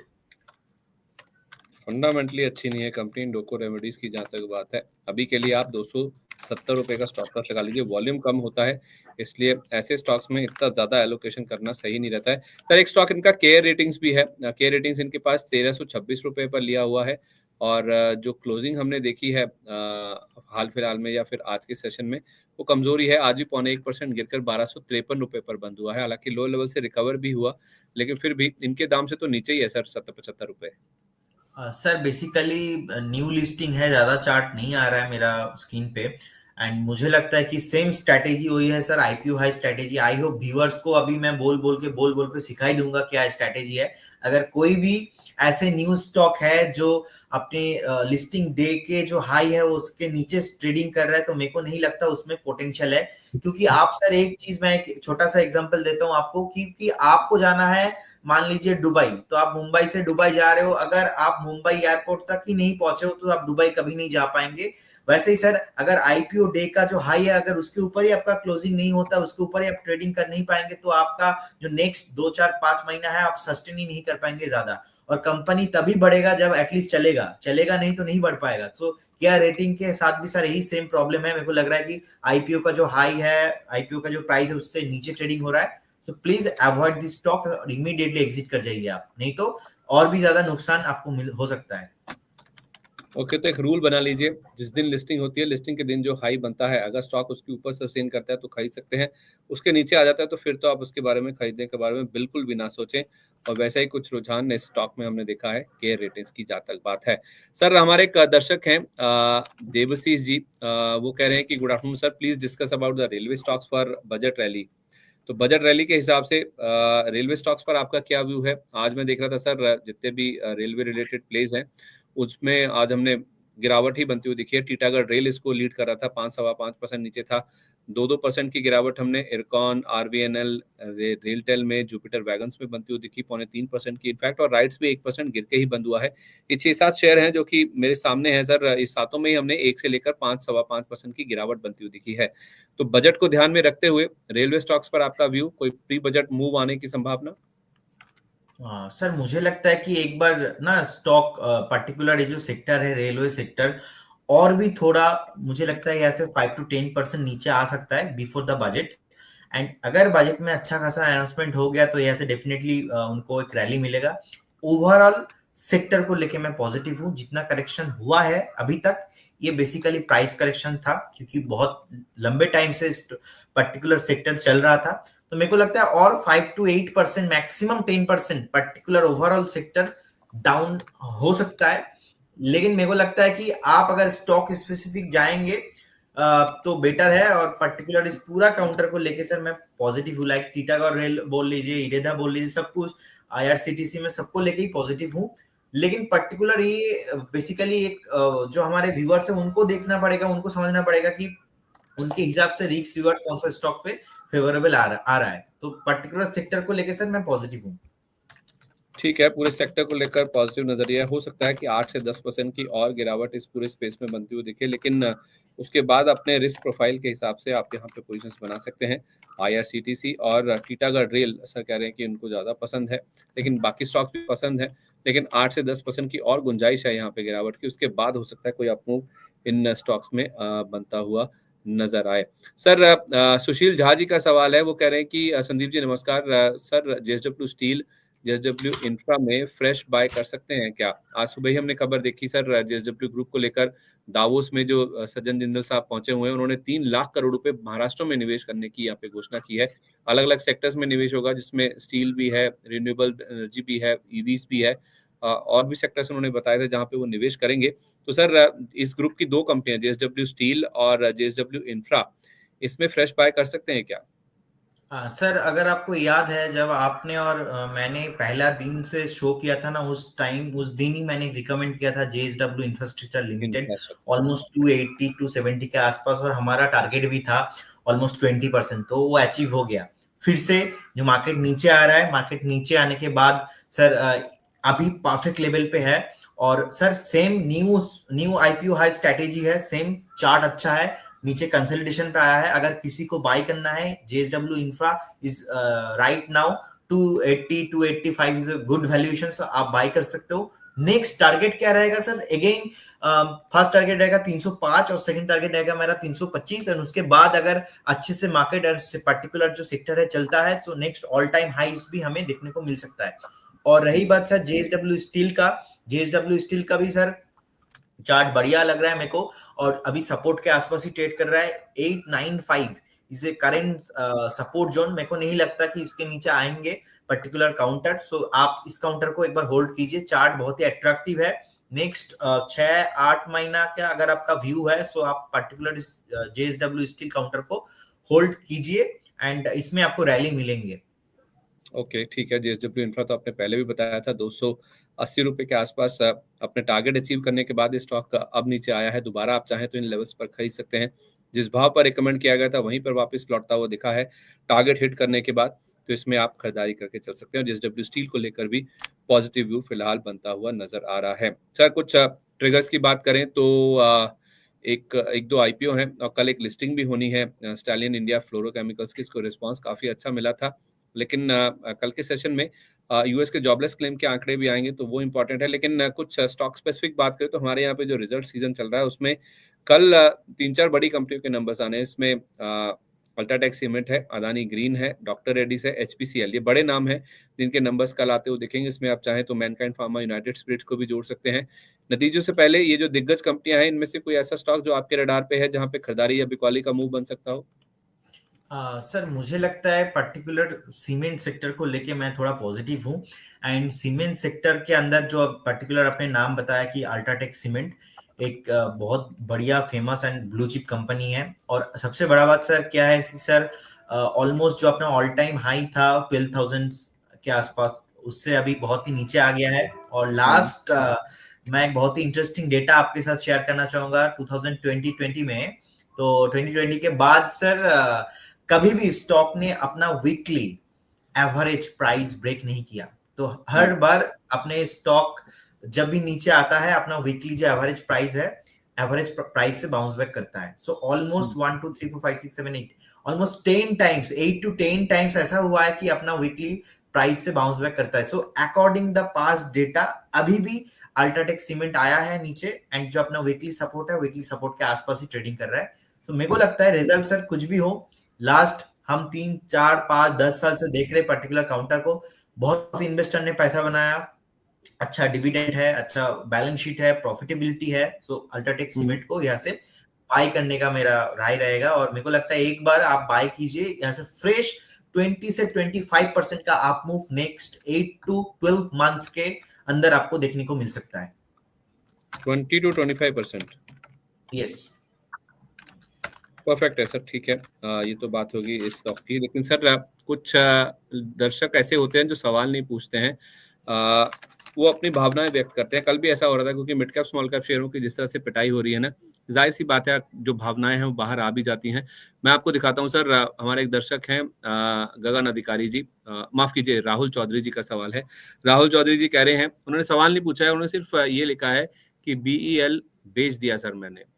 तो उससे वो ये कहना चाह रहे हैं कि इतनी गिरावट हो गई थी या फिर इतना वो नेगेटिव हो गए थे स्टॉक को लेकर कि उनसे आखिरकार बेच ही दिया उन्होंने। और इनफैक्ट ये स्टॉक इसलिए भी इंपॉर्टेंट है सर, आज के सेशन में आप देखेंगे निफ्टी के जो लूजर्स हैं उसमें ये आपको सबसे ऊपर नजर आएगा। बीईएल आज 3% से ज्यादा गिरकर बंद हुआ है। अगर आप इसका चार्ट भी देखेंगे तो हाल फिलहाल इसने सर आई थिंक 300 का लेवल एक बार फिर से पार कर लिया था, और वहां से ये स्टॉक गिरता हुआ सर देखिए 16 दिसंबर को ही इसने आई थिंक 316 318 के आसपास का हाई टच किया था, और वहां से गिरते गिरते ये आ गया है 270 रुपए के आसपास। रिसेंट लो इसका आप देखेंगे तो 260 रुपए के आसपास का, तो दोबारा अपने लोस के आसपास पहुंचता हुआ दिखा है। जो एक बाउंस बैक आया भी था वो पूरी तरह से फिजल आउट होता हुआ दिखा है। तो इसमें पेशेंस हमारे एक जो दर्शक है उन्होंने लूज कर दी। देखिए सर उन्होंने बेच दिया है, सही डिसीजन था सर ये?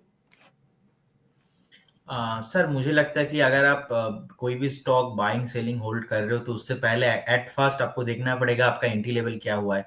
सो आप सर लास्ट अगर 2021 से ही देखेंगे कि ऑलमोस्ट स्टॉक ने 500% के आसपास रिटर्न दिया है। ऑलमोस्ट कहाँ पे था, 48 49 30 के आसपास था, वहां से स्टॉक ऑलमोस्ट हाई लगा है 350 के आसपास। सो अगर हम ऑल टाइम अभी जो हाई है, हाई से भी देखेंगे नियर अबाउट 22% 20% के डाउनफॉल हुआ है। सो मेरे को लगता है कि एक बार इनको होल्ड करना चाहिए था, और जिनका भी अभी है उनको 260 और 258 258 260 इसके बीच बहुत ही स्ट्रॉन्ग सपोर्ट है, उनको होल्ड करना चाहिए। और लास्ट 1.5 साल से नॉन स्टॉप स्टॉक ऊपर आ रहा है, और अपना जो वीकली एवरेज प्राइस है उसके नीचे नहीं आ रहा है। तो मेरे को लगता है एक बार 258 is a perfect stop loss, आप होल्ड कीजिए। अभी आपको बेचना नहीं चाहिए था, क्योंकि सारा स्टॉक सर नीचे आ रहा है, और हमने सर शुरू में ही बात किया मार्केट नियर टू बॉटम है। शॉर्ट टर्म में बहुत सेलिंग हो गया है, एक बार जो बाउंस बैक है आपको मिलेंगे। सो आप एक बार होल्ड कीजिए, मेरा बेचने का राय नहीं रहेगा पर्टिकुलर काउंटर पे, क्योंकि सर ये बेसिक थिंग है कि अगर कोई भी स्टॉक लास्ट 2-3 साल में आपको 200 टका 300 टका रिटर्न दिया है, सो अगर वो अपने ऑल टाइम हाई से 25% 30% भी करेक्शन आ रहा है तो दैट्स मीन्स आपका बाइंग गलत था। सो इसीलिए 258 and 260 is a good stop loss for BEL. ठीक है, जिनके पास हैं वो बने रह सकते हैं, इसमें बिकौली करने की राय नहीं है। सर एक आखिरी सवाल है जो कि आपके दर्शन का लेना चाहूंगा, वो है सर एक और कमजोर कड़ी है कल्याण ज्वेलर्स। आज हालांकि ये स्टॉक डे हाई के करीब जाकर बंद हुआ, 499 का डे हाई था, 459 तक भी स्टॉक चला गया था। सर ये वही शेयर है जिसने 795 रुपए का अपना ऑल टाइम हाई टच किया था, और वहां से ये शेयर 450 रुपए के आसपास के दर्शन करके आया। तो लो लेवल से तो काफी अच्छी रिकवरी स्टॉक में बनती हुई दिखी है, लेकिन क्या ये जो बाउंस आ रहे हैं, परसों भी आई थिंक बाउंस आया था इसमें, ये बाउंस इतने मजबूत हैं या फिर इतना वारंट कर रहे हैं कि इन लेवल्स पे खरीदारी शुरू कर देनी चाहिए इसमें? सर एक चीज ना पर्टिकुलर, जब अपने कल्याण ज्वेलर्स या तो सेंको गोल्ड पर्टिकुलर इस सेगमेंट को आपने बताया, देखिए ऐसा तो कुछ बात इसमें है नहीं कि अचानक पर्टिकुलर काउंटर 100 से 1000 हो जाए, 100 से 2000 हो जाए। और क्योंकि सर लास्ट बुल मार्केट में हमने देखा है, और सर बुल मार्केट का सर यही एक बेनिफिट है, स्टॉक जो कोई भी कुछ भी हो भागता है बहुत। सो अगर मैं कल्याण ज्वेलर्स के बात करूंगा, तो हमने देखा है कि लास्ट 1 साल में ऑलमोस्ट 120 125 के आसपास प्राइस था। मैं मई मंथ का बात कर रहा हूँ 2023 में, 1 से 1.5 साल पहले के बाद, वहां से सर ऑलमोस्ट नियर अबाउट 800 के आसपास आ गया। सो ऑब्वियसली फंडामेंटल बढ़िया था, मार्केट चल रहा था, पर्टिकुलर काउंटर चल रहा था, सेगमेंट चल रहा था, इंडस्ट्री चल रहा था। लेकिन आपको समझना पड़ेगा कि कितना देर तक चल सकता है, एक टाइम पे तो आके वो फटेगा ना। तो अभी सर जैसे ही मार्केट नीचे गिरा, हो गया ऑलमोस्ट 800 से आ गया, ऑलमोस्ट 485 में अपना जो रियल वैल्यू है, रियल वैल्यूएशन के आसपास आ गया है। आप सर मैं अगर बात करूंगा सेंको गोल्ड भी, अब देखिए आईपीओ हाई था, आईपीओ हाई के ऊपर से चल रहा था, लेकिन कितना चलेगा। जब इन्होंने आईपीओ लेके आया था ऑलमोस्ट 2600 करोड़ के आसपास इनके मार्केट कैप थे, है। मैं अपना सेनको गोल्ड का बात कर रहा हूँ सर। तो ऑलमोस्ट 2600 करोड़ के आसपास इनका मार्केट कैप था, और अचानक सर 1-1.5 साल के अंदर अंदर इनका मार्केट कैप 10,000 करोड़ के आसपास हो गया। अभी फिलहाल सर 7,600 करोड़ के आसपास मार्केट कैप है। तो कितना भागेगा? तो ये ना सर इन्वेस्टर्स का साइकोलॉजिकल प्रॉब्लम है कि आपको देखना पड़ेगा ये काउंटर कितना ऊपर जा रहा है। तो मेरे को लगता है कि sir Kalyan Jewellers compare to Senco Gold, Kalyan Jewellers is a good stock, and market cap बढ़िया है, इनका प्रॉफिटेबिलिटी भी बहुत हाई है। एंड अगर आपको बाइंग करना है जो भी है, सो एक बार 417 एंड 400, 400 से 417, 420 इज ए गुड लेवल। आप होल्ड कीजिए, इसको एग्जिट मत कीजिए, होल्ड कीजिए। मेरे को लगता है यहाँ पे डेफिनेटली आपको रिकवर होने का हाईली पॉसिबिलिटीज है। मतलब डिप्स पे लें 400 से 417 की रेंज में? Yes yes yes. अभी नहीं लेना है? नो। परफेक्ट है, ठीक है। तो डिप्स पे लीजिए, नीचे मिलेगा 400 से 417 की रेंज में मिले तो आप कल्याण ज्वेलर्स के स्टॉक में खरीदारी करके चल सकते हैं। 5 बज चुके हैं सर, 1 घंटे से ज्यादा कार्यक्रम चलते हुए हो गया। तो दर्शक हमारे साथ अभी भी 300 से ज्यादा बने हुए हैं। बहुत धन्यवाद आप सभी का, आप हमारे साथ बने हुए हैं, अपने सवाल आपने शेयर किए। सारे सवाल तो नहीं ले पाए, माफी चाहते हैं, लेकिन जितने सवाल ले पाए ठीक है। लेकिन बाकी जो सवाल हैं वो आपके सुबह लेने की कोशिश करेंगे। आप सुबह हमारे साथ 9:30 बजे 8:30 बजे जुड़िएगा ओपनिंग बज में। आपको बताएंगे कि आज दिन भर में जो एक्शन हुआ है उसमें एफआईज की ओर से किस तरह का रुझान बना है, खरीदारी बिकवाली का वो आंकड़े आपके लिए लेकर आएंगे। खबरों वाले शेयर और ब्रोकर्स के रडार पर कौन से शेयर हैं, नतीजों के दम पर ब्रोकर्स किन स्टॉक्स को डाउनग्रेड कर रहे हैं, कहाँ कोई अपग्रेड आ रहा है। हालांकि अपग्रेड तो बहुत कम आ रहे हैं, लेकिन एचडीएफसी बैंक के नंबर्स भी आए हैं और एचडीएफसी बैंक के नंबर्स के बाद कैसा रुझान ब्रोकर्स की रिपोर्ट में आता है वो आपके लिए पूरा ब्यौरा सामने लेकर आएंगे। सुबह 8:30 बजे आप हमारे साथ जुड़िएगा ओपनिंग बज में। फिलहाल के लिए क्लोजिंग बज में इतना ही। प्रदीप सर बहुत बहुत धन्यवाद आपका इस कार्यक्रम में शामिल होने के लिए। जाने से पहले कोई डिस्क्लोजर जो आप शेयर करना चाहेंगे सर?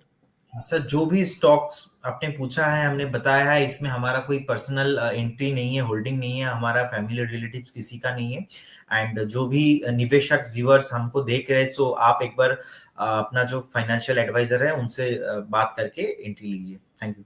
चलिए बहुत धन्यवाद sir, thank you so much आज हमारे साथ कार्यक्रम में जुड़ने के लिए। तो क्लोजिंग बज में आज के लिए बस इतना ही। आज का बड़ा हाईलाइट ये था कि दिग्गजों में आज बड़े खरीदारी के मूव बनते हुए दिखे और छोटे मझोले स्टॉक्स जो हैं उनमें आज हमने पिटाई बनती हुई दिखी है। 1.5% तक मिड कैप स्मॉल कैप गिरकर बंद हुए हैं। तो कल बाजार में किस तरह का एक्शन देखने को मिलेगा, ग्लोबल संकेत किस तरह से आते हैं, एफआईज की बिकवाली का नंबर किस तरह का आता है, क्या वो कुछ कम होता है या फिर खरीदारी में लौटता है नहीं लौटता है, ये हमें देखना बहुत इंपॉर्टेंट होगा। क्योंकि आज जिस तरह से दिग्गजों में खरीदारी हुई है वो कुछ तो दर्शा रहा है, या तो फिर डीएस की ओर से बड़ी खरीदारी हुई है या फिर एफआईज का रुझान बदलता हुआ दिखा है। कल वीकली एक्सपायरी का दिन भी है, तो आपके लिए पूरा एक 360 डिग्री कवरेज लेकर आएंगे सुबह 8:30 बजे ओपनिंग बज में। तब तक के लिए आप मुझे दीजिए इजाजत। नमस्कार।